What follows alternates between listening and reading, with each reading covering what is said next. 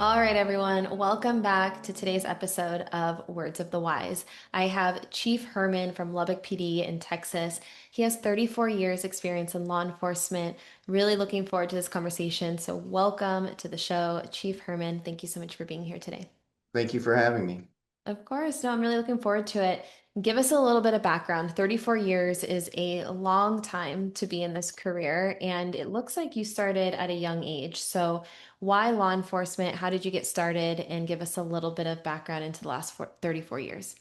Well, I actually started because of my degree plan. To be quite honest with you, my intention was to either go in the Marine Corps or be a cowboy my whole life. And at some point in college, I decided I better have a better plan than just kind of throwing it up in the air. So I started with criminal justice, and actually I have a dual degree in criminal justice and farrier technology, which is horseshoeing. So I figured I could go one direction or another, and quite honestly, criminal justice was the easier degree plan, so I stuck with that for a longer period of time. But during my college career, I interned with the sheriff's department in Brewster County and kind of got the law enforcement bug. My dad had been in federal law enforcement for 25 years, so I had an understanding and at least of the excitement that he experienced, and I'm not really good at sitting still, so that was the direction I went. That's so interesting. I've never met anyone who was trying to be a cowboy at one point in their life. Do you still ride horses? Is this something that you still do? You know, it's funny, people ask that a lot, how much I like horses. I don't really care for them that much anymore because when I was in that line of work, I got kicked and bucked off a lot, so I Yeah. probably wasn't very good at it. Actually, I do. I do very much still enjoy the equine and Yeah. cattle working life, but I don't get a lot of opportunity to do it. But it is still very much a part of obviously of my background, but also what propelled me to hopefully be a hardworking cop as well. Yeah, I was going to ask you that, and it's really interesting. I'm fascinated by kind of the human side or the background outside of what your chosen profession is today. And um, I used to be a professional skydiver back Oh, in the day, and I also chased excitement and adrenaline. And it was mhm. like when I was really young, I'm like, this is it. I'm gonna be a skydiver for the rest of my life. And a lot of people ask me that same question of, you know do you still do it today and how many jumps and all these things? And I have kind of a similar answer to you. I'm like, it's a past life thing. I got out of it because I thought I was going to die every single time I jumped out of the Yeah. plane, and it just wasn't for me. And I Yeah. hung everything up. I sold everything, and it's kind of a part of a past life. But Mhm. for you, equine therapy is something that's like really popular right now. It's a part of wellness that a lot of people are, kind of pursuing and participating in. So I thought that was really interesting that even though it's not your chosen career path, maybe Mhm. it's something that still kind of plays a role into wellness. Oh, absolutely. Absolutely. And to your point, it was that excitement that pushed me from that way of life into policing. You know, it's that constant change, the unknown. Horses have their own minds and do their own things sometimes. And at that age, I was riding the horses that mostly nobody else wanted to ride. So it was always an element of excitement that every time you went to work. So that just continued into the law enforcement realm. Did you always know? So when you entered into this career in law enforcement, did Mhm. you want to be a chief one day? Oh God, no. No, that was the last thing I wanted to be, in fact. And um, it's funny. I think a lot of people, I've met people who have gotten into law enforcement with the mindset of, I'm going to be the chief of police, the head of organization. I had no desire whatsoever. To be quite honest, I just wanted to be a cop. And somehow, some way, I just promoted to where I am now. Whether it was a good thing for anybody or not, I couldn't tell you, but it's where I ended up. I'm curious because I think this is really interesting. I'm wondering if you think that that mindset actually was what catapulted you to being the chief of police today. I think so often when we have these kind of end goals and we're like, we just want to get to the next thing, that we forget to learn and be the best in the role that we have right now. And I've definitely done that where I'm like, okay, next, next, next, next. And I like run past maybe all the skills that I needed to learn to get there. Do you think that because you were like, I just want to be the best cop and you took the time to really learn the job, that that actually was what got you to where you are today? I think it definitely played a part. I can say that whether it's I have a simple mind or I'm a very basic person, I think for me it's always been I need to learn this right here. And then if another opportunity comes up, it's haphazard. It was never planned.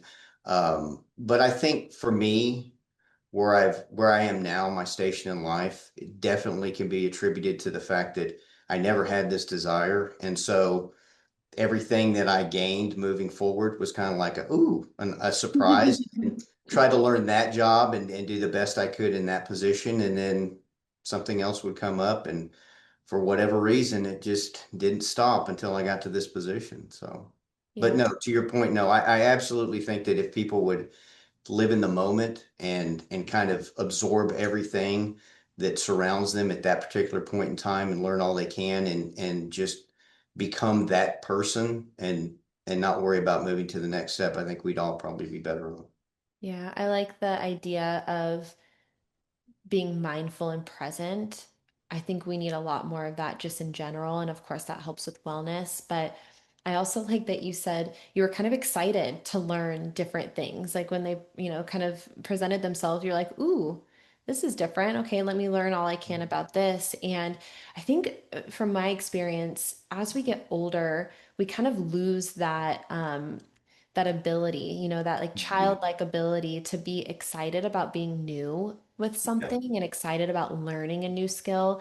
And I think that if we can try to remember that, try to remember that feeling of, being a kid and being excited and, being okay with failing and not Mhm. being perfect right away and having the desire to learn, then Yeah. we're going to be way more well-rounded than if we just stick in our comfort zone of like, okay, I feel like I'm an expert here, and so I just want to stay here.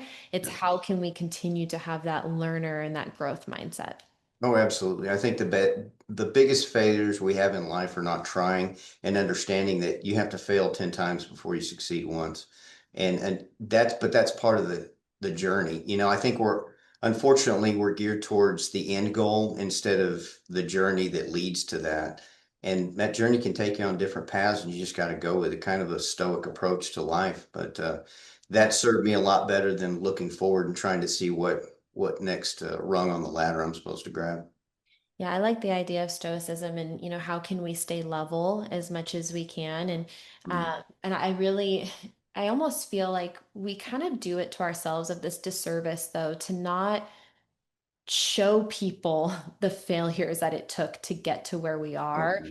I think a lot of times, like we look at people, like I could look at you as chief of police and be like, wow, he made it. He made it to the pinnacle, to the top. It looked so easy. And a lot of times I think we present ourselves in that way. I know I have in the past where I'm like, yep, I'm perfect.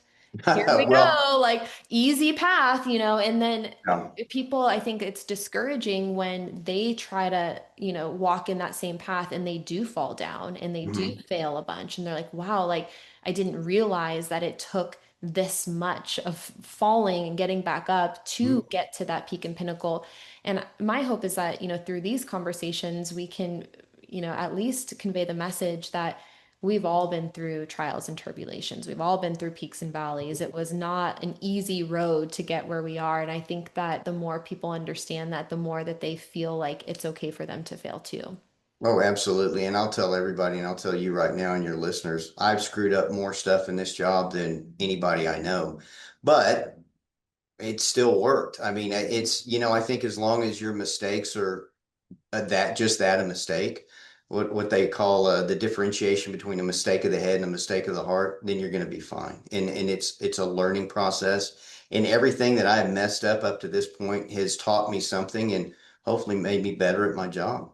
Yeah, 100%. And I would argue that I've learned so much more through the hard times than through the good times. And it's not that I want to go through hard times. I don't think anyone wants that, but there is so much growth and development and resiliency that you can build through that. Yeah. I'm curious to know now that you are chief of police, you've been in leadership for a while, what is the greatest leadership lesson that you've learned? That you can't forget where you came from. And I think that very often, unfortunately, a lot of people in my position stop thinking about what the real mission of a police department is. And we start looking at the newest software, the newest computer program, or the newest piece of equipment, or the newest deployment capability, whatever it is, when the true mission is protecting citizens. That's what we swore to do. That's our goal. That's our mission. And everything needs to lend towards that. And the way that you do that is by developing your people. The people are what make this job. And if we don't take care of the people, we don't make them as capable as they can possibly be, then we're going to fail in our mission. So I think that's the biggest lesson is always remembering what it was like to be a street cop, understanding what these men and women go through every day and what they need to succeed. And that comes just like our topic today through a holistic approach to wellness, honing their capabilities through training, making them comfortable in uncomfortable situations. That's what we have to focus on. Yeah, I like that. I had someone recently say this, and I'm going to butcher it. I'm not going to say exactly how they said it, but they said something about like, what good is a brand new drone if you don't have someone to fly it? Yes, absolutely. All the equipment, all the technology in the world, all it is a supplementation. You have to have somebody behind that controller, behind that computer screen, sitting in that car to make things work. If we got rid of all of our technology today, we would still be able to perform our function as law enforcement officers. And I think that's something that a lot of people forget about. We spend a lot of money and a lot of time and a lot of effort on these capabilities, but it's a supplementation. It's not the core of what we are and what we have to be. Yeah, well, and I think to your point, and it it's the people, and the people have to be well. And Yes. so how do you make sure that they not just survive the career, but they thrive within the career from a mental and physical wellness perspective?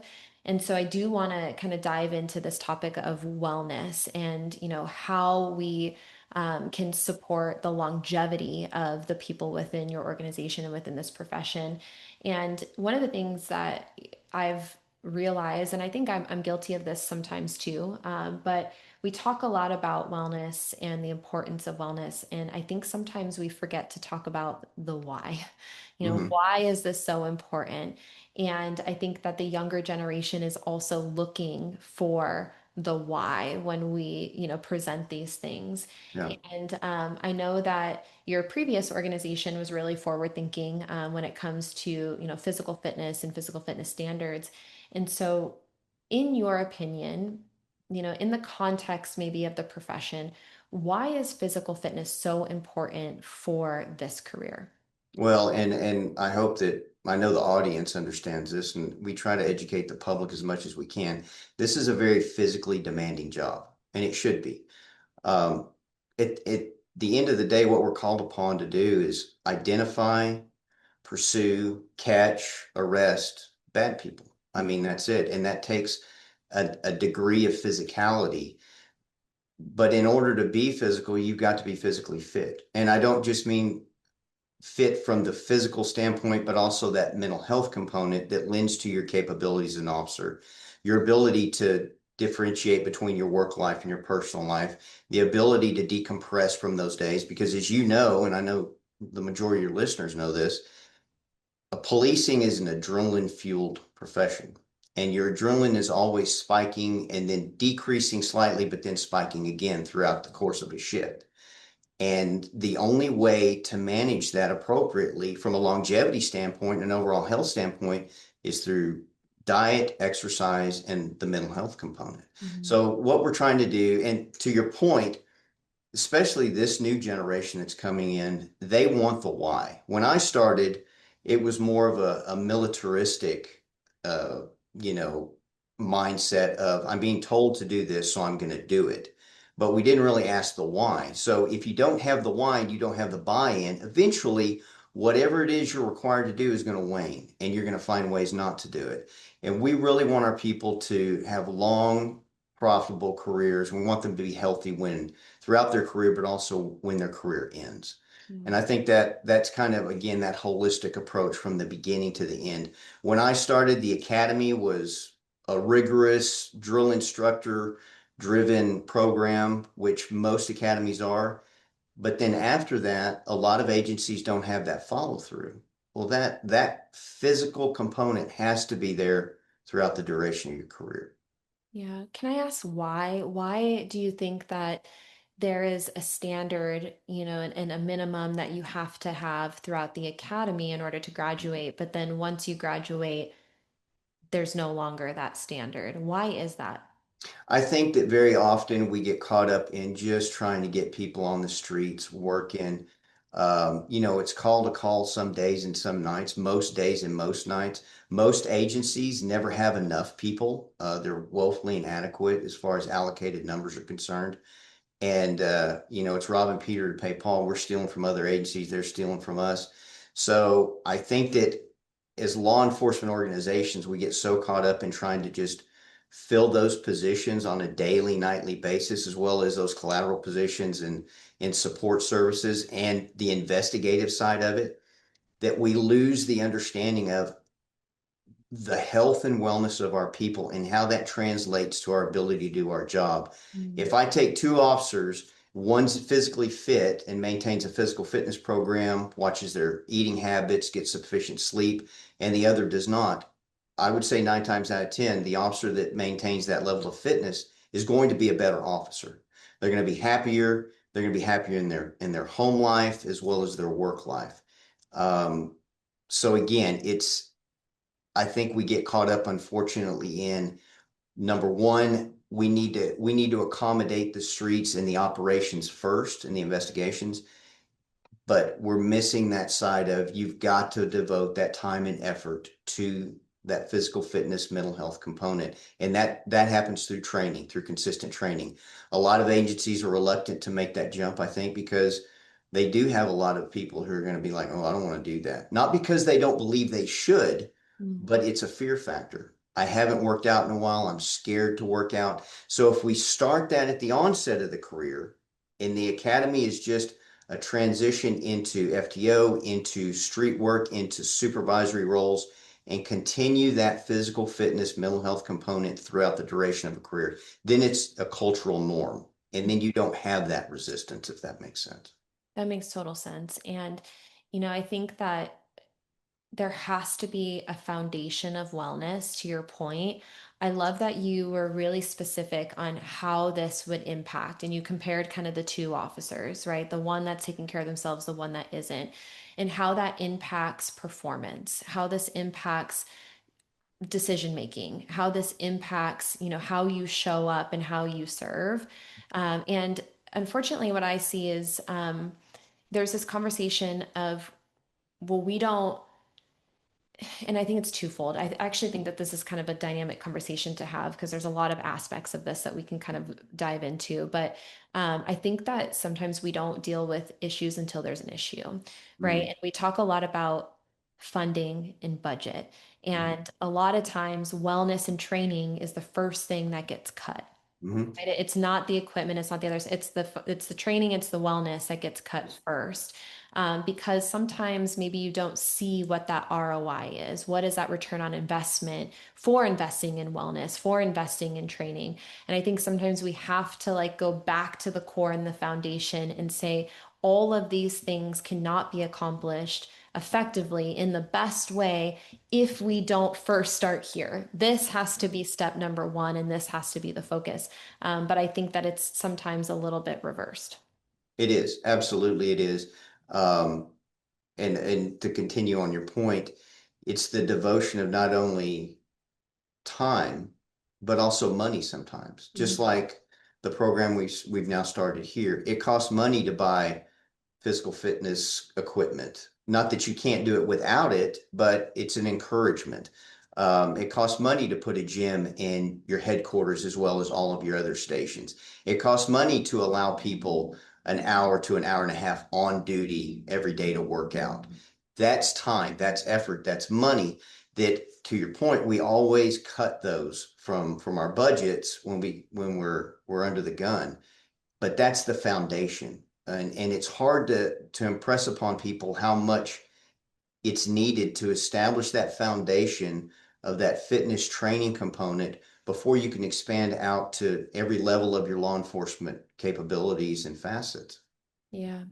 Well, and I think it just kind of brings us to the burning question is should wellness and physical fitness be mandated? Should this be a requirement? I think it has to be. There's very little difference between what we do in a military setting. And I realize that some of the job performance is different, some of the requirements are different, some of the rules are different, but the overall function of both of these organizations and both of these professions has a very strong physical fitness component to it. And it's also that lends into a command presence component. I want officers who, when they show up on scene, there's an automatic feeling of respect. Again, their mere presence shows that they're capable, they're there to solve a problem, and that the people who have called upon them have that have that view of the individual, and it's there's no question to it. And again, not just the physical stature of an officer, but that mental component that goes along with their confidence, their self-confidence in being physically fit. That's a big part of who we are as a profession. And and yes, it should be a mandate. And I don't know how that looks. I don't know if it's a state mandated, a federal mandated, or how. And people are very reluctant to make those mandates that are outside of individual organizations. But at some point in time, as you know, ours is a Texas Commission on Law Enforcement, is our umbrella for the state that kind of mandates policies, procedures, protocols for each agency. That's going to have to become a mandate at some point. Because to be quite honest with you, having an officer who's incapable of chasing a bad guy and taking him into custody effectively, well, that's an officer who can't perform the duties to the extent that we need them to. And again, it also goes back to the human component. I want these officers happy. And so I think, as we know, there's a synergistic approach to health and happiness because they both come together. If you're physically healthy, you're more likely to have a better outlook on not only your job, but also your life in general. Yeah, 100%. And I know I had someone say this one time, and it's to your point, that people are sizing you up, right? Mhm. Like if you walk up and someone's looking at you and they're saying, "Can I outrun this person? Yes. Can I beat this person in a fight?" And so someone had said to me, they said that the way that you present yourself is the first line of de-escalation Well, because they're trying to figure out how are we going to respond in this situation? Can I take that person? And if you show up and like you said, you look capable, they're going to think twice before trying sure. to get in any sort of altercation or, try to run away. Um, the other thing that I was thinking about as you're talking is do you think that wellness is an integral component of officer safety? Absolutely. Absolutely it is. And I mean, just expanding on what you just said, FBI statistics have established that people who engage an officer, whether it be physically or running away from them or pulling a gun on them, whatever, assaulting an officer, they're sizing that officer up as soon as they show up on scene. And if you see an officer who's physically fit, whose equipment is in good shape, who obviously looks as though they can handle themselves, that individual is much more likely to test that officer. Mhm. So it keeps our officers safer and it makes us better as a profession. And, not only that, but our citizens expect us to exude a certain level of professionalism. And whether it's good, bad, or indifferent, a lot of that comes from your physical presence. Yeah. Yeah. And I want to kind of go back to, this idea of creating a standard and something that's mandatory. Carrot or stick? How does it happen? How do we get there? Like, what is Mhm. your opinion on how do you get people to participate? How do you get people to prioritize this for themselves? How do you create that standard? Well, to your point, it has to start with carrot and then eventually it becomes stick. I came from an organization that had been conducting physical fitness assessments for 40 years. So it started off with an incentive program of, time off during the day to work out, a gym to work out in, a t-shirt if you scored a certain percentage on your Cooper's test, which back then that's what we were relegated to exclusively was the Cooper test. Mm. So max push-ups, max sit-ups, mile and a half run, 300-meter dash, high jump, stretch, all of those things. And luckily, I think our profession recognized over the course of these decades the importance of physical fitness and how it translates into being a professional officer. And so we've kind of gotten away from that singular testing capability and moved into the road test, moved into, kind of CrossFit related workouts and testing procedures, things that fit people's individual modalities that still lend to physical fitness and still promote them being physical fit. And so back to your original question, I think you start in an organization with the carrot because there's nobody who's going to be able to say, "Oh no, I'm a much better cop not being physically fit, not participating in a workout program, not eating healthy, not getting enough sleep. I'm much better at my job being on edge and incapable in those aspects than I would be if I did devote time and effort to it." So there's no real argument not to do it. It's the pushback of fear. Mm. And I'm sure you've dealt with this repeatedly. People who are resistant to these programs, it's a fear factor. They don't want to look stupid. They don't want to prove that they're out of shape right now. And it's a journey. It's the journey to go from being unfit to being fit. It's an arduous process and it takes a lot of effort. But once you engage in it, it becomes almost an addiction. And I think I've seen a lot of people in this organization and in my previous organization start off with that mindset of I don't want to do it, and then by the end of their career, they may be the most physically fit person within their group. So yeah, it has to start off as a carrot first, but eventually the stick has to come into play, and then it's a mandate. Um, but that's a process. It's a process.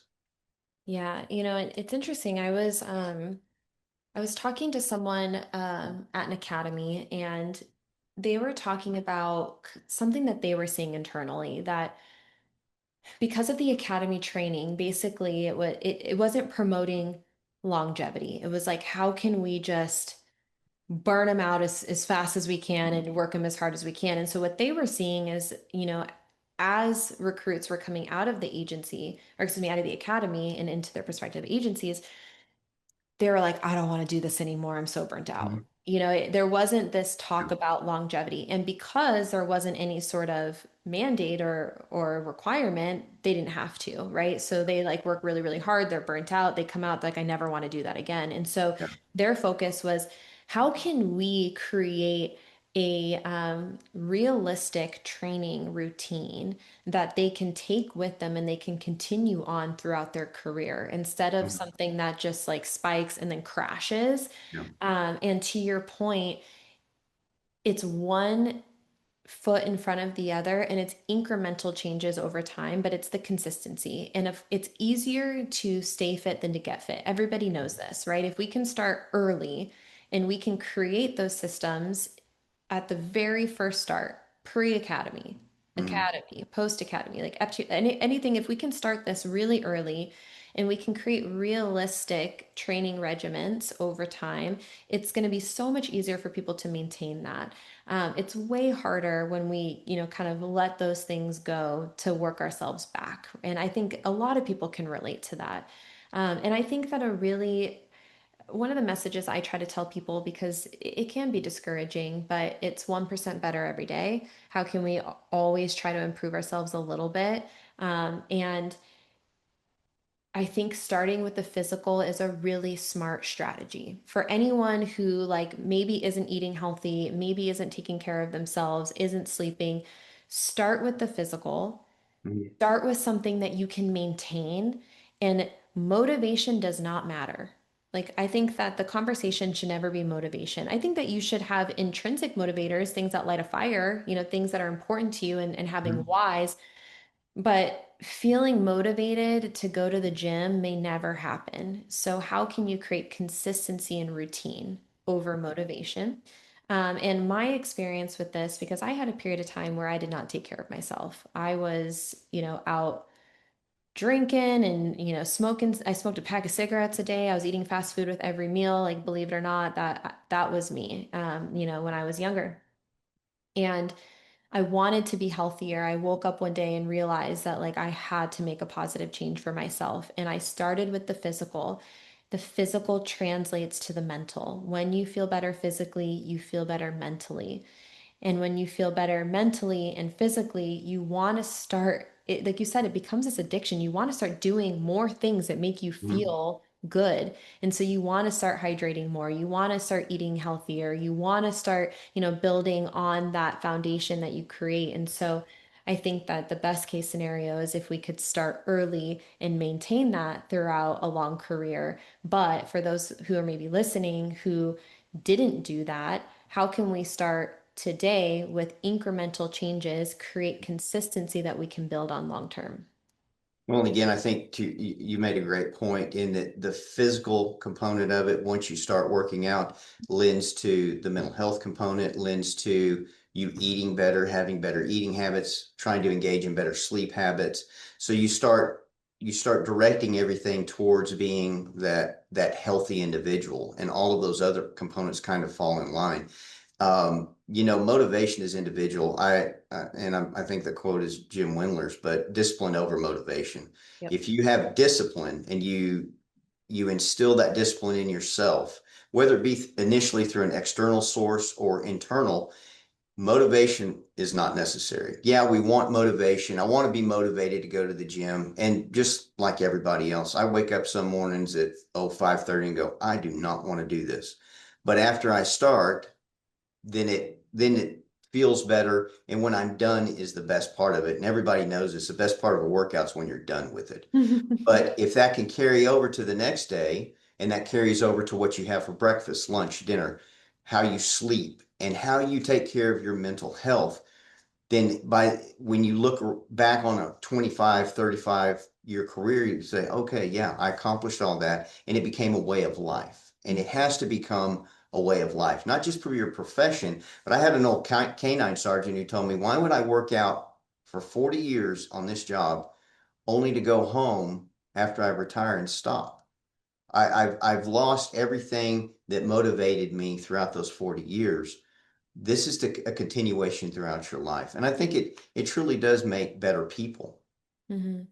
Yeah, well, and I think too, and it sounds like you're creating that same idea within the organization of like how can you have these incremental stepping stones for people to reach that so that when there is the stick, eventually now it's normal. Now Yeah. it's something that you've worked your way up to, you've motivated people, you've encouraged people, you've incentivized people, and then it's an expectation. Now we're going to continue this throughout our lives. And I agree with you. For me, like, I could probably say this pretty confidently. I have never been motivated to work out. Mm. Never. But I do it because Yeah. for me, it's short-term discomfort for long-term gain. Yeah. That's what I tell myself every time there's something that I don't want to do, but I know that I need to do it because it's good for me. It's good for my future. I'm going to make my future self happy when I'm Mhm. an old granny and I'm still able to move around and do stuff with my grandkids. And I'm, happy that I did this now. That's what I remind myself of. Short-term discomfort, long-term gain. And all of this, and I want to kind of bring up another topic, is related to what we now know is the number one reason for death within law enforcement. Do you remember what that was? We talked about this. Cardiovascular disease. Yeah. You know? And, you brought up some really, really good points on never being motivated. I think that at some point we're all motivated, and a lot of that's peer pressure. Mm, Again, I came from an organization that had been doing PT assessments and regular physical fitness programs for 40 years. So there was a peer pressure component that why aren't you working out? Why did you not score 80% on whatever test you took? And so but on the other end of that is, hey, you're looking really good. Man, you really are bulking up, or you're losing a lot of weight. You look like you're really in shape. That's a motivating factor in and of itself. There's a portion of us that have that ego, or we all have a degree of ego in us, and fueling that ego is a motivating factor, and then discipline has to take over from there. Yeah. But yeah, it's a push. It's definitely a push. But I think a lot of it is you take the excuses away. Mm. Um, but that goes back to devoting time, effort, and money to a program. We have two PT instructors who are certified to do everything. One at the academy, one for all the line troops, and the supervisors who are already in the organization or not in the academy phase. And then you have people throughout the organization who are trained in physical fitness assessments and programming and all that. So and we hold classes. I mean, daily there are classes here at headquarters that anybody can come and participate in that are maybe CrossFit centric or powerlifting centric, whatever it may be, that engages everyone. So we all have the ability to go out and run on the street or to do push-ups and sit-ups. So that should not be a stopping point. But when you take all the excuses away, there's really nothing else to look at other than your own level of discipline. Yeah, no, 100%. I wanted to kind of shout you guys out a little bit because you said earlier that there's maybe fear around this, fear that maybe you're going to lose people, fear that people are going to push back against some of these things. But you've had some initiatives where you have really high engagement. People are doing this. So, Mhm. what would you say to maybe, other organizations that are out there that are afraid of doing this? And, how do you, long term build the buy-in and build that culture? Again, you start with the encouragement. You give people again that carrot. It's Mm. a motivating factor for them. You're giving them the ability, and you're providing them with the resources. Some people don't know where to start in a physical fitness program. So you have to identify somebody within your organization who has that niche and that desire. You get them trained up so that they can train other people, or you reach out to outside organizations, maybe public organizations, maybe a gym, maybe local coaches who are trained in physical fitness and weightlifting, endurance, whatever it may be, and you bring those people in. You provide a level of instruction to people, although the internet provides plenty, but folks are still reluctant. When you put a person in front of these people and they show them how to do it, and they take them through the benefits, and they see those incremental improvements in themselves, there's your motivation, and then comes your discipline. Because as you are, and I know I am, if I don't work out, I am beating myself up. I have a bad day, people don't want to be around me, and I don't blame them. I don't want to be around me either. It's a stress reliever, and it's a component of my life that has become so ingrained that I can't do without it. That's what I want to instill in everybody. It becomes a way of life. It's a cultural norm at that point. And so when people join our organization, they know every 6 months I'm going to have to do a PT assessment. So, and I have this ability to stay in shape throughout the duration of my career. Why would I not take advantage of it? And why? And I understand that it's expected of me. So you do this every 6 months, Yes. not once a year, twice No. a year. Yeah. Unless now there is a carrot there in that if you score above 75% on your assessment, you have the ability to assess only once a year. However, depending on how far 60% or greater each assessment, you can receive up to 4 days off a year free of charge if you make in the upper percentile on both your assessments. So Mm. that's 4 days out of the year that's not taken out of your vacation or any other holiday, any other time that you accrue. That's in addition to those. So there's a carrot in it of itself. Yeah. If you want to get 75%, just do it once a year. That's fine, because those are the ones who are going to continue to maintain a level of physical fitness. They're going to work out. And so that's not really the group you have to worry about. You got to worry about that group that you've got to instill discipline in, but also motivate at the same time. So Mm. there you go. You said eliminate excuses. Um, One of the number one things I hear all the time Mhm. is, I don't have time. Mhm. What Yeah. is your response to the I don't have time excuse? Well, you have time to eat a cheeseburger, you have time to watch TV, you have time to do a whole litany of other things that you enjoy doing, playing a video game or whatever, scrolling TikTok, whatever kids do these days or humans in general. You can do a workout in 15 minutes. Yep. Heck, you can do a workout in 5 minutes if you stress enough on it. There's no excuse. There's no excuse, and your living room is plenty of opportunity. Three kettlebells and your garage. There's a litany of physical fitness components that people don't think about. One of the things I enjoy, this is how sick I've become over the centuries, is if I have to go out of town for something, I'm looking, okay, how am I going to work out? Where am I going to work out? Rather than going to a traditional gym, is there hill runs that I can do? Are there logs laying out somewhere I can lift? I've been overseas where there was nothing but a bunch of big rocks and a place to run. There's an engagement there that's the discipline, but that's also the motivation is finding those things, those different things to engage yourself in from a physical fitness side. There is no excuse for not being able to do it. There is nobody I know who only goes to work, sleeps, and goes to work. There are intermittent times within those 24-hour periods where you have, again, 15 minutes to work out. Yeah. Now, some people want to be a gym rat and go into the gym for 2 hours. That's on them. That's great. But in lieu of that, there's really no excuse not to engage in a physical fitness program because it benefits you as an individual. True, it benefits our organization, our profession, and our community, but it's really for you as an individual and how that translates to those bigger pieces. Yeah, I agree with you that it's the reprioritization of your time. I think you put Mhm. your time and attention into the things that are important to you. And I'm guilty of this too. I've had plenty of times where, because it's easier, right? It's easier when you've had a hard day to go home and escape and numb and scroll on Instagram for an hour. It's harder to go and do something and to go work out. But is it a priority to you? It's not that you don't have the time, it's the reprioritization of the time. My final little thing I want to talk about because I thought this was really interesting, and I want your opinion on this. But you guys do a lot of training.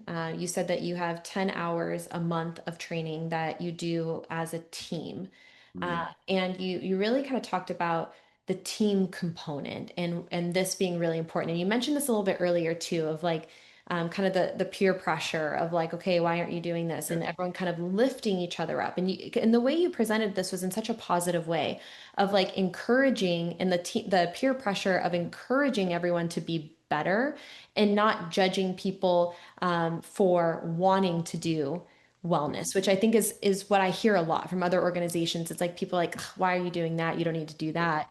But in your context and in your culture, it's almost like taboo if you're not doing it. And people are like, why aren't you working out? Why aren't you prioritizing yourself? I have a theory that I think, will happen in the future, but we have these two different silos right now, right? We have like wellness and we have training. And in a lot of areas, there's a stigma on wellness, but there's a norm when it comes to training, right? You're going to do your firearms, you're going to do your defensive tactics.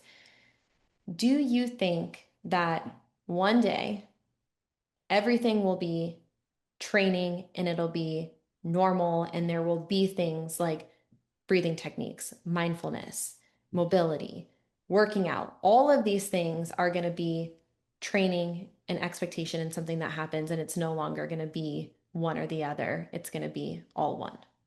Oh, absolutely. And I think the way you accomplish that is what our training staff has done here is, again, everybody has at least one 10-hour training day a month, Mhm. unless you're in a special operations group, which they may have additional days. But that day starts off with a physical fitness component. There's an instruction phase, and then there's a workout phase. And it may be a team workout of groups of 3 or 5 or whatever the case may be. But that brings everybody into the fold and gets in that same mindset. And there's an encouragement factor.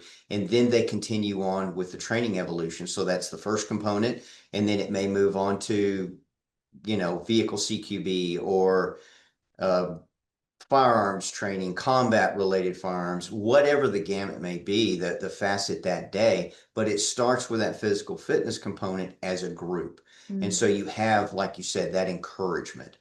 And it's great to watch these guys that and gals that may not have worked out their entire career, who are now very devoted to doing whatever facet of that physical fitness component it is, and they're very engaged because they have a team that's cheering them on. They don't want to let the team down. It's very much that team concept. Yeah. I'm I might put you on the spot here, so tell me if I am. But we talked about a lot today. We talked about the why, the what, the how. We talked about different areas of wellness. If you could do a recap and maybe put it into like one or two sentences, what is the ultimate ROI, so return on investment, for wellness in law enforcement? You get better officers, and so you have better officers who are happier officers, and a happy officer is going to make a good professional police officer. We are called upon on our worst day to stand between good people and bad people and potentially die protecting people we've never met and will never know. In order to expect somebody to do that, you have to prepare them. And the only way you can prepare them is through good, solid training throughout the duration of their career. And a huge component of that is the physical fitness, mental health component. And I hate to differentiate between those 2 points because I think they are together. Mm. If you have one, you generally have the other. And we have to take care of our people because those are the ones doing the job. All the equipment, all the technology, all the drones, all of that stuff is really cool and it helps. But it's the individual that we have to hone their skills, their capabilities, but we have to take care of them as humans. And that translates into them being the best police officer they can be. Love it. Last question is for the younger generation, for the younger men and women who are entering into this career. What words of wisdom would you share with them? Maybe something that you wish you would have known earlier or something that's helped you along the way.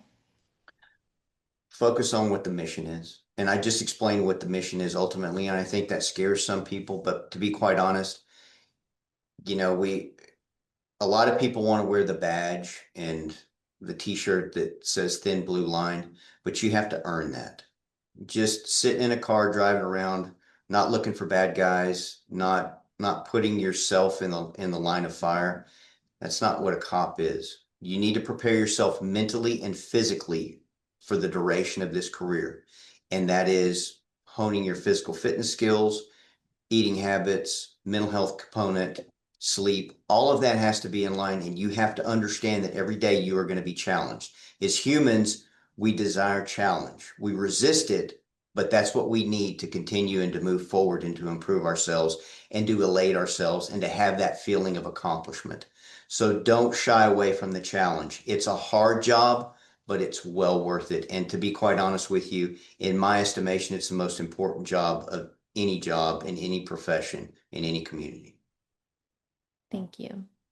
Thank you. Herman, it was such a pleasure to have you on the show. I really appreciate your time and your insights and everything that you're doing with wellness within your organization. So thank you. Well, it's my honor. Thank you. Of course.